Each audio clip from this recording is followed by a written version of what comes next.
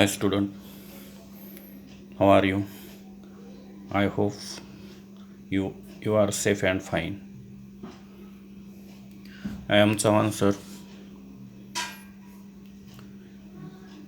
Now in today's lecture we see physics. In this lecture we start third chapter, kinetic theory of gases and radiations. Previous two chapters, first one is rotational dynamics and second one is mechanical properties of fluids. We already studied from Gaidani ma'am. Now we study third chapter, kinetic theory of gases and radiations. In this chapter we study different states of matters. How do you distinguish between solid, liquid and gaseous states? What are gas law? Here we recall this, already we studied this all concepts in previous standards. What are gas law? What is absolute zero temperature? What is Avogadro's number? What is a mole?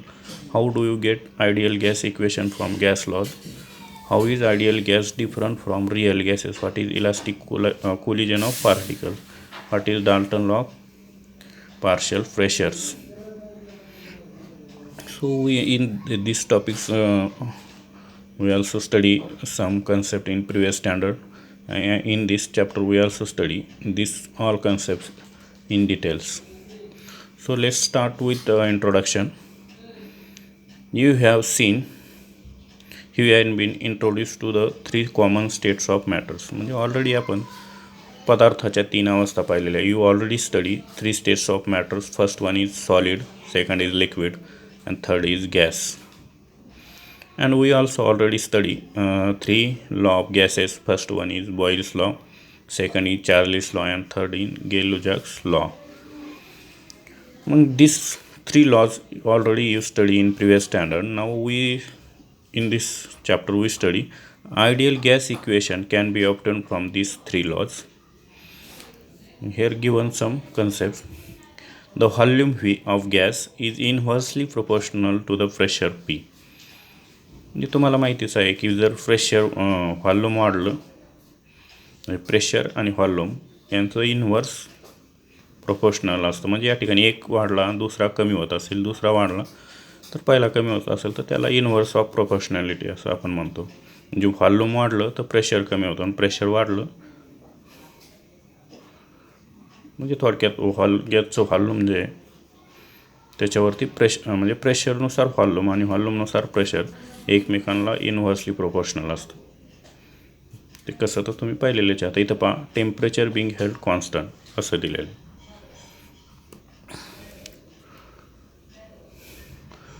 Separately volume V and pressure P are directly proportional to the temperature in a nutshell. म्हणजे हा already आपण तुम्ही पाहिलेले concept दिलेले की we know that की volume V of gas is inversely proportional to the pressure P. म्हणजे volume आणि प्रेशर यांचं इन्व्हर्स प्रोपोर्शन या ठिकाणी तुम्ही पाहिलेले जर टेम्परेचर कॉन्स्टंट असेल तर. सेपरेटली अजून एक माहिती दिलेली की व्हॉल्यूम आणि pressure is directly proportional to the temperature. म्हणजे थोडक्यात व्हॉल्यूम आणि प्रेशर वाढलं की टेम्परेचर वाढतं आणि वरच्या कन्सेप्टमध्ये दिलं टेम्परेचर कॉन्स्टंट असेल, जर व्हॉल्यूम वाढलं तर प्रेशर कमी होतं आणि व्हॉल्यूम कमी झालं तर प्रेशर वाढतं जर टेम्परेचर कॉन्स्टंट ठेवलं. ही माहिती वरती दिली आहे. आता जे तुम्ही तीन लॉ प्रिव्हियस स्टँडर्डमध्ये अभ्यासलेले ते आपल्याला दिलेले आहेत. Boyle's law, volume is inversely proportional to pressure at constant T. म्हणजे या ठिकाणी हे दिलेलं आहे की बॉईल्स लॉ काय सांगतो की volume is inversely proportional to pressure 1/P म्हणजे inversely proportional to pressure at constant T. हा बॉईल्स लॉ झाला जो प्रिव्हियस स्टँडर्डमध्ये तुम्ही अभ्यासलेला आहे. म्हणजे त्या या ठिकाणी इन्व्हर्सचा अर्थ तुम्हाला माहितीच आहे की व्हॉल्यूम वाढलं म्हणजे व्हॉल्यूम आणि प्रेशर यांचं इन्व्हर्स प्रोपोर्शन असतं. म्हणजे इन्व्हर्स याचा अर्थ पहिली गोष्ट वाढली की दुसरी कमी होते आणि दुसरी वाढली की पहिली कमी होते, तेव्हा इन्व्हर्स प्रोपोर्शन म्हणतो आपण. आणि डायरेक्टली प्रोपोर्शनल म्हणजे एक वाढली की दुसरी वाढते, त्याला आपण डायरेक्टली प्रोपोर्शनल टू म्हणतो. आता सेकंड पहा, Charles's law. Volume is directly proportional to T.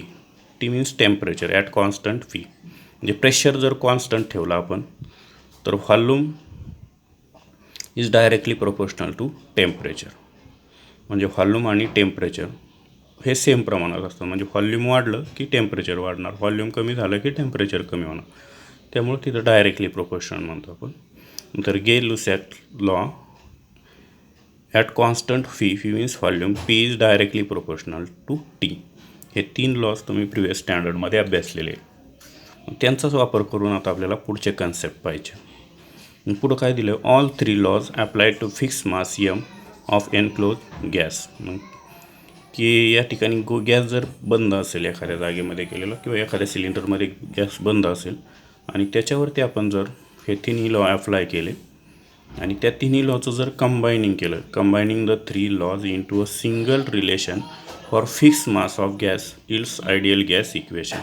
या 3 लॉचं कॉम्बिनेशन केलं आणि मास फिक्स घेतलं एखाद्या गॅसचं की ठराविक माससाठी आपण हे 3 लॉ एकत्र केले तर आपल्याला आयडियल गॅस इक्वेशन मिळतं. मग ते दिलेलं आहे त्यांनी की 3चं एकत्रीकरण करून असं म्हटलेलं आहे की P V is directly proportional to T. म्हणजे pressure volume is directly proportional to temperature. और this equation may be written as P1 V1 upon T1. म्हणजे प्रेशर व्हॉल्यूम म्हणजे हे डायरेक्टली प्रोपोर्शनल आपण असं रेशोच्या रूपात लिहितो. P1 V1 is directly proportional to T1. म्हणजे P1 V1 upon T1 is equal to P2 V2 upon T2. म्हणजे हे असंही लिहिलं तरी चालतं आणि रेशोच्या रूपात लिहिलं तरी असंही चालतं. फक्त हे फर्स्ट गॅससाठी एका सिलेंडरसाठी हे दुसऱ्या सिलेंडरसाठी सेमच येतं असं इथं दाखवलेलं आहे.